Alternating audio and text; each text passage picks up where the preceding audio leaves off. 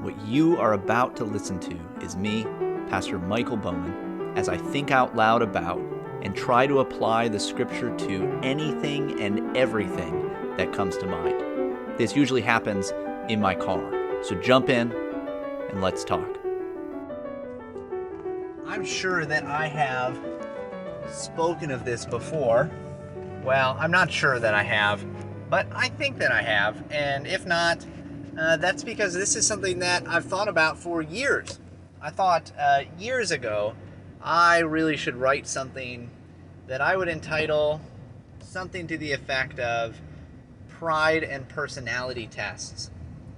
Because I found over the course of several years, kind of engaging in various personality profiles and using these tests and discussing them with people, that there was a common issue that would come up that I would take to be the issue of pride. And what happens is somebody will take a personality test, whether it be Myers-Briggs, whether it be the one that came from automatic writing, where you hear a demon and you write stuff down, whatever it's called, the one that's really popular right now, the Enneagram, that's what it's called. Or whatever, DISC or the Strength Finder or any of these things. And I think that some of these can actually be helpful tools to a certain point. They might serve some purpose to a certain degree. And so what I say here shouldn't be taken to mean that the idea of a personality profile is every time and always wrong for every single purpose. But what I saw over several years was that someone would take this profile, find out what kind of person they are, what their rating is, who they are, and then this would become like a kind of get out of jail free card that they could play anytime that their way of doing things was rubbing people the wrong way, or anytime often that they would sin in particular ways that manifest themselves more in them than others because of the way that their particular personality is. And so they would sin in these certain ways and then kind of pull the card of saying, well, it's okay, I'm a whatever personality type. I'm an ENTJ, so it's okay that I act in this certain way. And this, on top of just the fact that people seem so obsessed with talking about their personality all the time, just started to make me think about how prideful we are that we take these things and instead of using them as just like a maybe helpful tool to a certain degree, we use them as if they are these immutable standards by which the entirety of the rest of the world needs to conform to. So everyone else around me has to change how they live because I am a whatever kind of Enneagram, or I am a whatever kind of Myers-Briggs. And so the world has to change. That's how important I am. It also often leads to a false understanding of anthropology, in that it assumes that as people we are immutable and that we don't change, as if somehow there's a part of us that is and never will be different. And there's, I don't know, maybe there's a little bit of truth to the idea that God has made us with a certain personality that, kind of baseline doesn't change. I'm not even sure that I think that is necessarily true, but it could be that to some small degree, there are aspects of what we're like that are immutable. However, the way that the Bible speaks about us as people is that we're supposed to change what we are like in order to conform to the standard of God's moral law, of his holy and perfect will revealed in the Scripture. And if we're called to change based upon his word, then it means that we are changeable.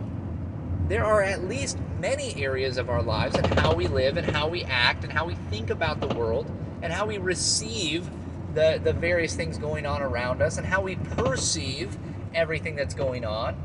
And there's a way in which we can change those things, and that we're supposed to change those things.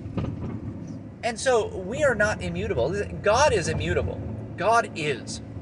He doesn't change.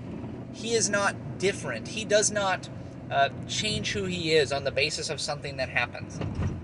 We, on the other hand, have to change. Not just because we are made to grow, which we are. I mean, we were made in such a way that we're supposed to grow into what we're supposed to be. And that standard of what we're supposed to be is Christ himself. He is the man. Okay, he is the perfect man, the one that we are supposed to grow into the likeness and conformity of. But we start off as infants, as babies, in mind, in body. We're to grow. We start off as infants spiritually. And there's an element of that which is good, right? A kind of childlike trust in the Lord. But we're not supposed to be childish. We're supposed to grow. We're supposed to change. We're supposed to grow in our spiritual maturity over time. And so God is, but we more and more become. We grow to be more like what we're supposed to be.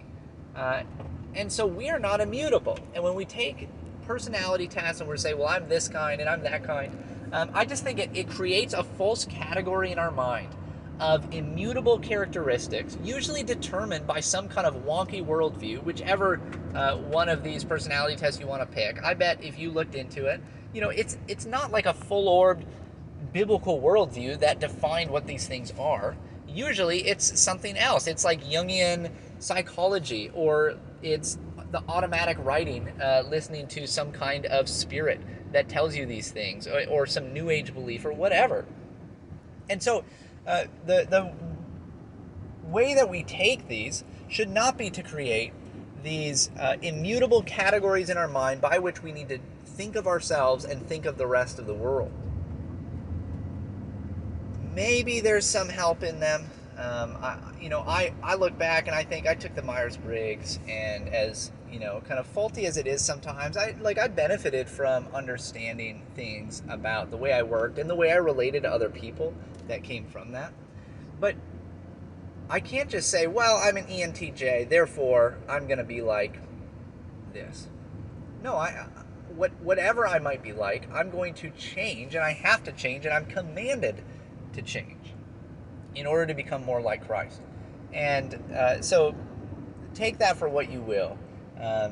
Pride and personality tests go hand in hand, and I think that this is something that we should be really careful of and watch out for.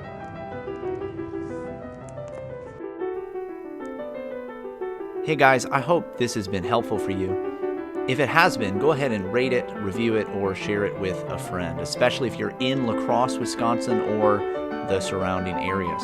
That helps me expand the audience and hopefully increase the impact of these ideas. If you have any questions, thoughts, or concerns on anything that I just talked about, you can reach me at pastormichaeljbowman@gmail.com. You can find more content from me, as well as information about the church that I pastor at ccc-pca.org. With that, I hope you can enjoy the many blessings of God today. Until next time.